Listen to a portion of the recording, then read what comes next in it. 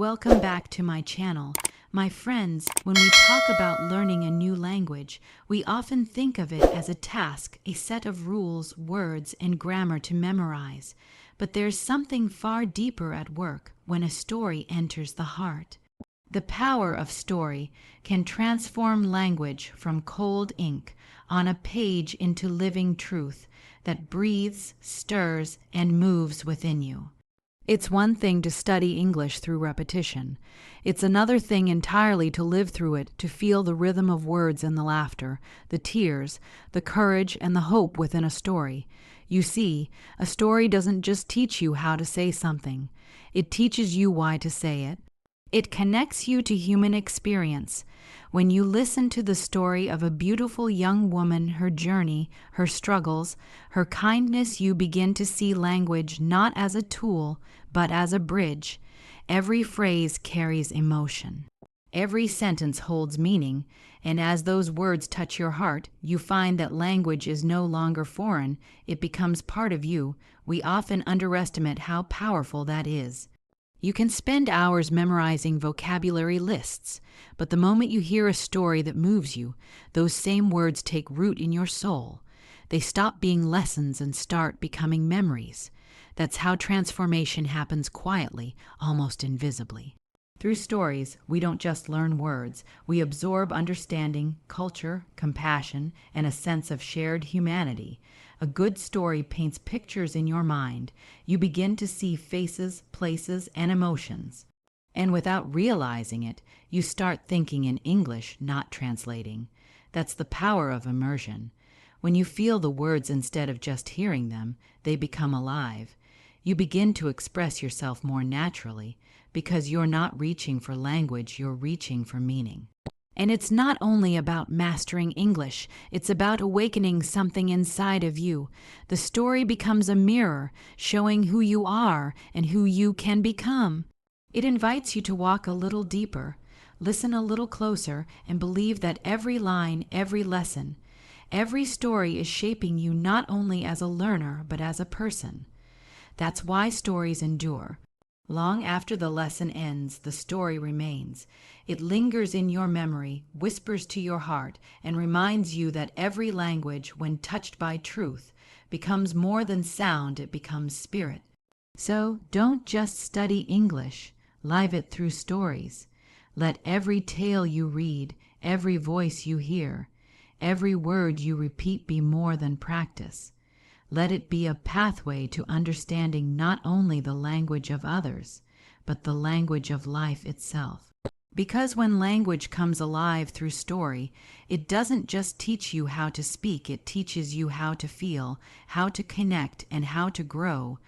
You know, sometimes we think great growth comes from great moments, big opportunities, dramatic breakthroughs, flashes of inspiration. But in truth, most growth begins quietly in the small corners of ordinary life. It happens in the faithful repetition of what seems simple and routine. It's in those moments when no one is watching, when you're practicing the same sentence again and again, when you're reading another page of a story even though your mind is tired, that real change takes root. Faithfulness in the ordinary, that's where strength is built. The same way a tree grows, not in sudden bursts, but by deepening its roots day after day. You and I grow through consistency. Every small effort, every steady act of learning, every time you choose to keep going when it feels slow, that's when your language, your mind, your spirit expand. Growth doesn't shout, it whispers. It doesn't happen overnight, but it always happens when you stay faithful. When you're learning English or anything in life, there's a temptation to chase the quick result. You want to sound fluent now. You want to understand everything today.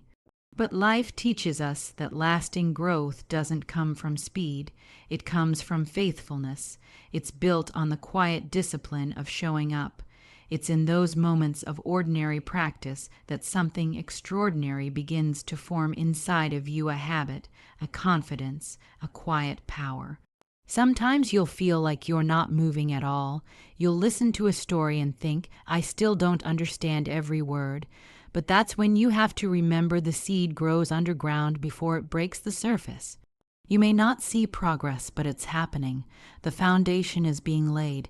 Every story you read, every word you repeat, every sentence you write, they're shaping you in ways you don't even realize yet. And here's the beauty of it. When you stay faithful to the small things, the big things begin to take care of themselves. You'll wake up one day and realize your words come easier. You'll listen and suddenly understand what once seemed impossible. That's not magic, that's the fruit of quiet faithfulness. It's the result of choosing to keep walking, step by step. Even when you can't see the whole path, it's easy to celebrate success, but the real victory lies in perseverance. Faithfulness is not glamorous, but it's powerful. It's what turns effort into excellence and routine into transformation. The small, ordinary acts of today become the great strength of tomorrow. So don't despise the small beginnings. Don't lose heart in the daily grind. Keep reading, keep listening, keep practicing, not because it's easy, but because it matters. Each small act of faithfulness plants a seed for something greater than you can imagine. And one day, when that growth finally blooms, you'll look back and realize it was the ordinary moments, the quiet faithfulness that made all the difference. You know, we live in a world that loves appearances. Everywhere we look, we're surrounded by images of beauty, perfect faces, polished smiles, flawless scenes. But real beauty, the kind that lasts, doesn't shine on the surface. It comes from within. It's not found in the mirror, it's found in the heart. True beauty lives in character, in kindness, humility, honesty, and grace, and that kind of beauty never fades. When you listen to a story like the one about a beautiful young woman, your mind might first picture her face, her clothes, her outward charm. But as the story unfolds, you begin to see what truly matters. You notice her courage when things get hard, her compassion when others turn away, her strength when life feels uncertain. And you realize that what makes her beautiful isn't her appearance, it's her spirit. It's how she treats others, how she stands firm in truth, and how she carries herself with quiet dignity. That's the beauty that cannot be manufactured or bought. It doesn't depend on youth or fashion. It's the beauty that time only deepens, because it's rooted in goodness. The world often confuses charm for character, but they are not the same. Charm attracts for a moment. Character endures for a lifetime. The light that comes from within can't be dimmed by age, hardship, or loss because it's not based on what we have, but on who we are.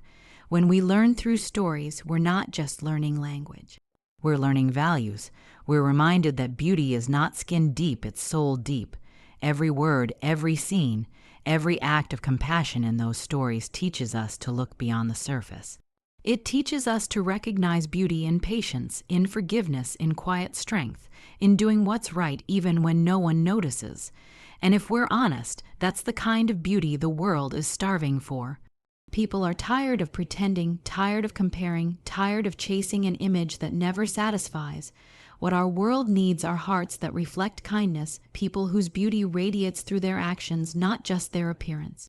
When we develop that kind of character, we don't just make ourselves better, we make the world a little brighter. So the next time you read a story or meet someone who captures your attention, look deeper. Ask yourself what makes them truly beautiful. It's not the way they look, but the way they love. It's not the way they shine, but the way they serve. Because beauty that begins on the outside will always fade, but beauty that begins within only grows stronger with time. And when all is said and done, it's that quiet inner beauty, the beauty of character, that will speak the loudest and last the longest. You know, sometimes we wish that learning a language could happen overnight. We dream of waking up one morning, suddenly fluent words flowing easily, sentences forming without thought, everything feeling natural. But that's not how it works. Language isn't something you conjure, it's something you cultivate. It grows slowly and steadily through time, effort, and patience. Just like a farmer plants a seed and tends to it day after day, you must nurture your learning, watering it with practice, feeding it with consistency, and protecting it from discouragement. There's something deeply human about that process. We're not meant to skip the journey, we're meant to walk it.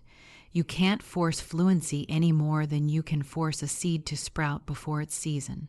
Every time you listen to a story, repeat a phrase, or write a sentence, you're cultivating something living inside you. It may seem small at first, a word remembered here, a phrase understood there, but it's growth. It's progress. It's the gentle unfolding of skill and understanding that comes only through faithfulness. And yes, it takes time. Real learning always does. That's because you're not just memorizing rules. You're reshaping the way you think.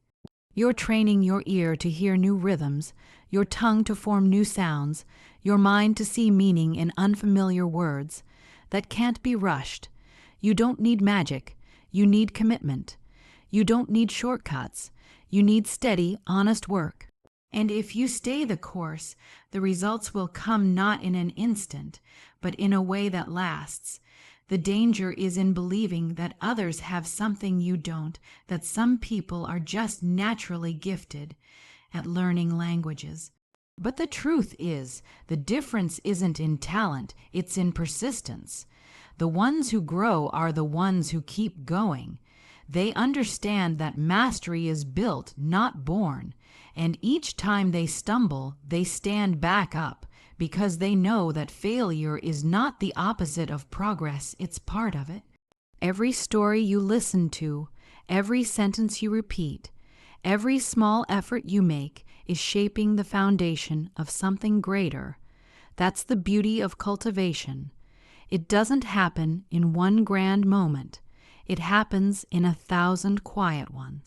You won't always see it happening, but one day you'll realize that the words you once struggled to say now come naturally, that understanding that once felt out of reach now feels familiar. That's the harvest of patience. So don't lose heart. Don't look for instant results. Keep tending the soil of your mind. Keep practicing. Keep listening. Keep believing. Because language, like character, like wisdom, grows through cultivation, and those who nurture it with faith and patience will one day speak not just with words, but with confidence, clarity, and grace. There's a quiet truth we often overlook, that joy doesn't always come from reaching the destination, but from walking faithfully through the process. We live in a world that glorifies results, quick wins, and instant success. But real growth, real satisfaction, comes to those who stay obedient to the process, who keep showing up, who keep learning, who keep trusting even when progress feels slow. When you give yourself fully to the journey, something beautiful happens. You begin to discover joy not at the end, but along the way. Learning a language is a perfect example. In the beginning, it can feel awkward and uncertain. You stumble over words, you repeat the same sentences, you listen to the same story again and again. It's easy to get frustrated and think, why isn't this easier?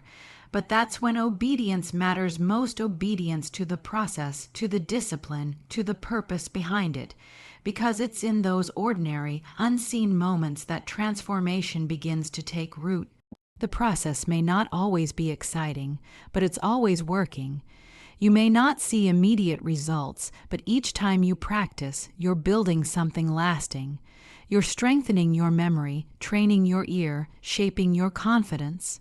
You're forming habits that will carry you far beyond what you can see right now. And then, one day, without even realizing it, you'll find yourself understanding words that once confused you, speaking phrases that once felt impossible. That's the joy of the process. It surprises you. It rewards faithfulness with fulfillment. Obedience to the process doesn't mean perfection. It means persistence. It means trusting that every small effort matters.